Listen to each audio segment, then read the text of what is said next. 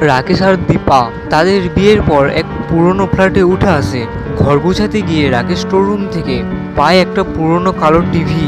টিভির পিছনে ধুলো মলিন, কিন্তু চমকপ্রদভাবে চালু হয়।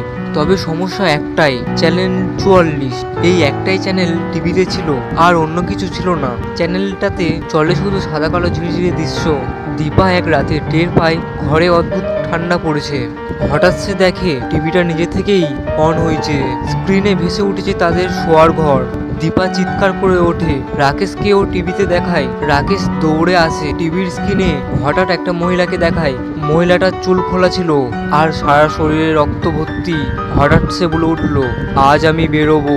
হঠাৎ স্ক্রিনটা কাঁপতে শুরু করে। রাকেশ হতভম্ব হয়ে যায়। তার চোখের সামনে টিভির পর্দা ফেটে একটা কালো রক্তমাখা হাত বার হয়। কাঁপতে কাঁপতে হাতটা এগিয়ে যায় আর দীপার গলা চেপে ধরে।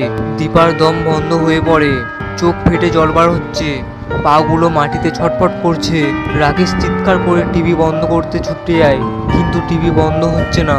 রিমোট কাজ করছে না, বরং স্ক্রিনে লেখা উঠেছে, এইবার তুই।